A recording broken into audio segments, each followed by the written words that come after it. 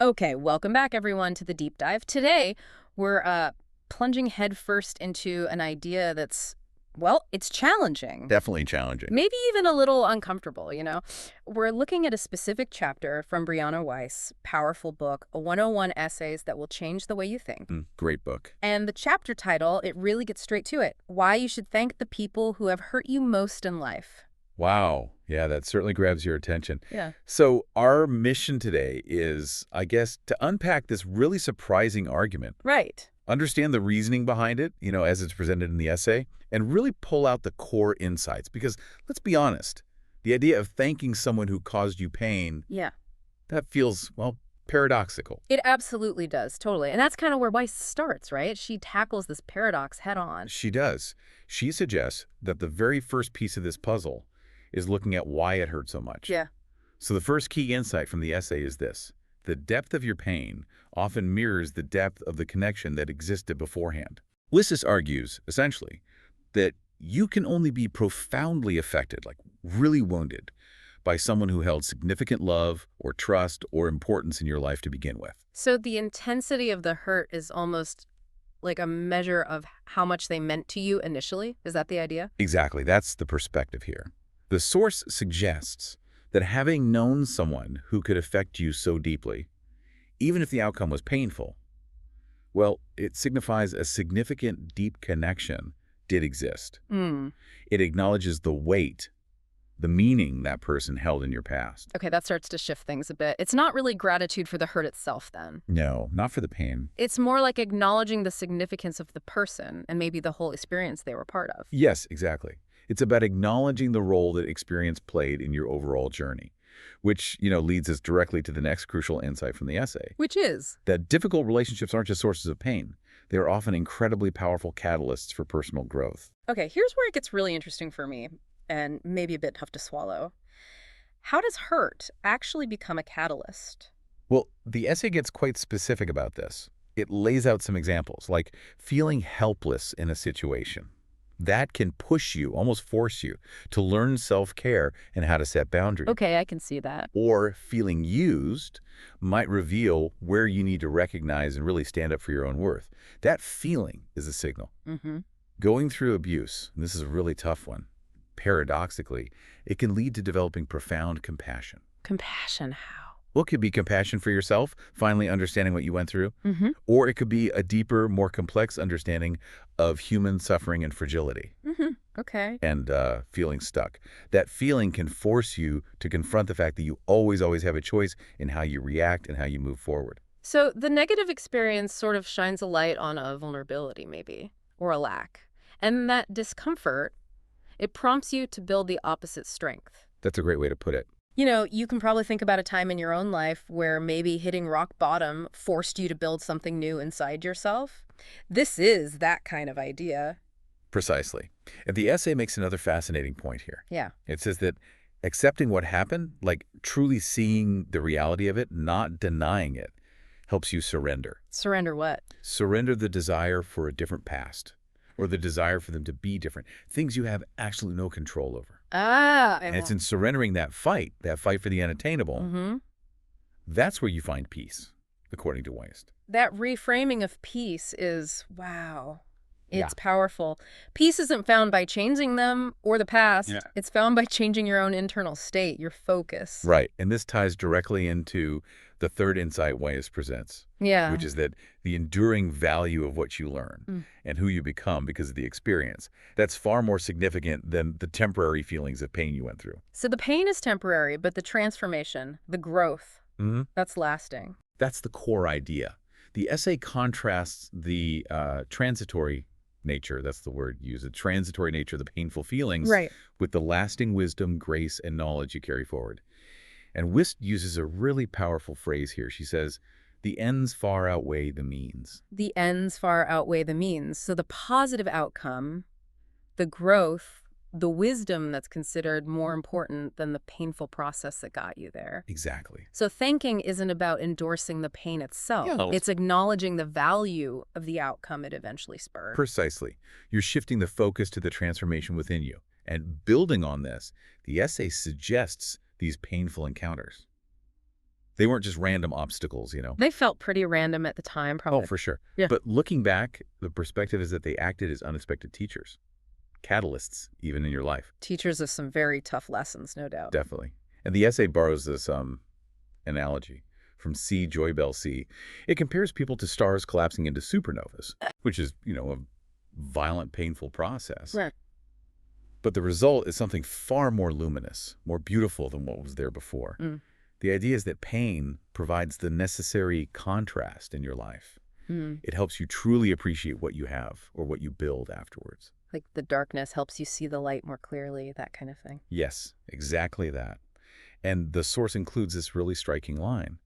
Sometimes the way light enters us is, in fact, through the wound. Wow, through the wound. It's this idea that the things that break us open, the things that hurt, they can actually be the pathways. Pathways to deeper understanding or resilience or even compassion. That's a difficult image, but profound, yeah. Which leads to another pretty critical point she makes, right? About responsibility. Yes. Even if the initial cause, the wound itself, wasn't your fault. Right.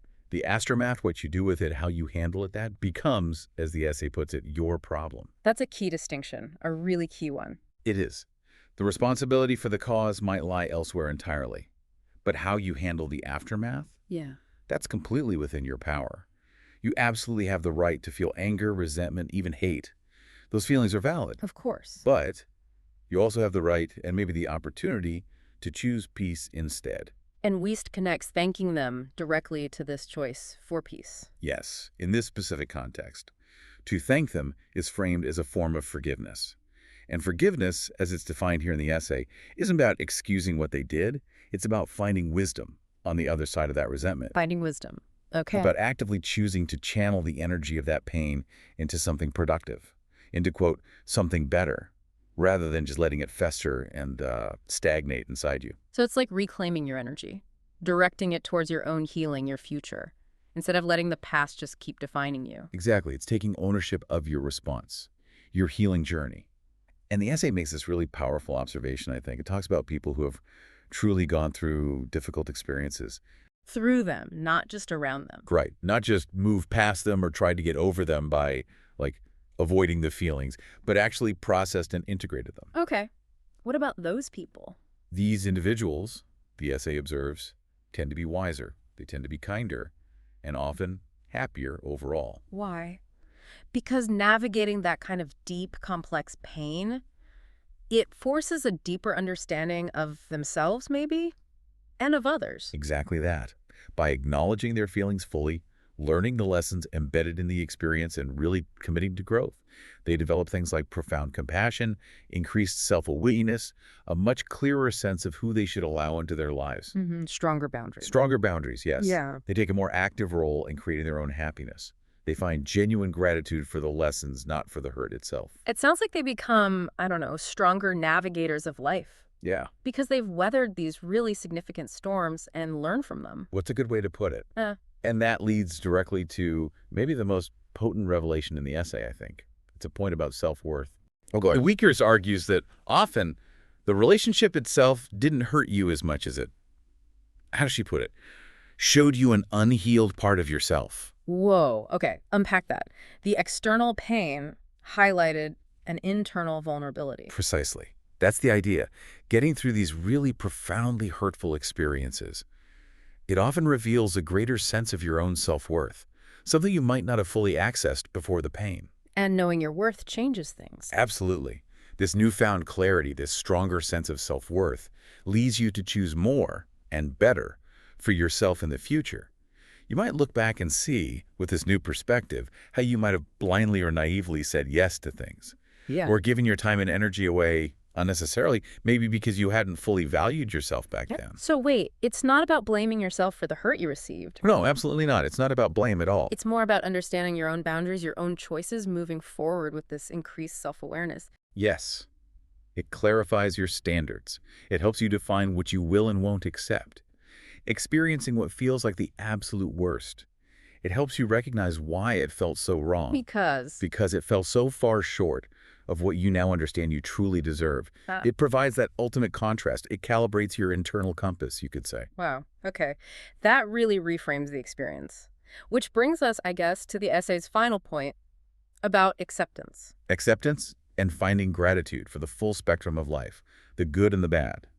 The essay concludes that truly coming to peace with anything, including deep hurt, means reaching a point where you can genuinely, authentically say, thank you for that experience. That feels like a huge leap for someone still hurting. It is. It's the end point of a long process, not the starting point.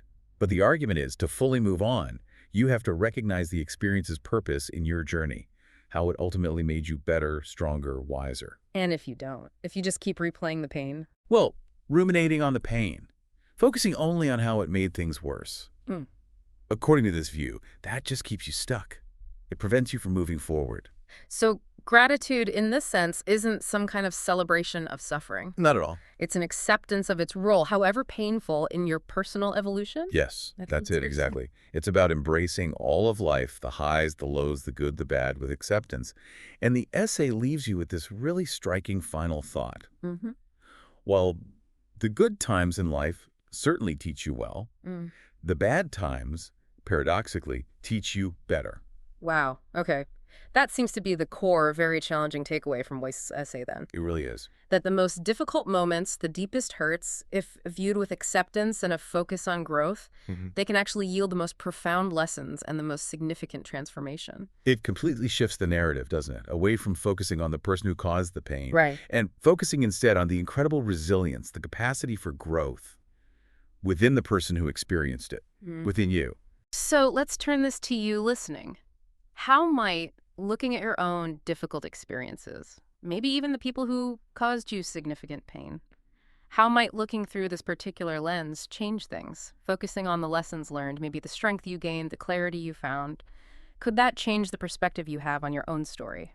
Yeah, it's a powerful question to sit with. And maybe one final thought to leave you with, building on the essay. If it's possibly true, as Wiest suggests, that the bad teaches us better, what hidden wisdom might still be waiting for you, waiting inside those past hurts? Wisdom you haven't yet fully acknowledged or maybe haven't fully integrated into who you are today.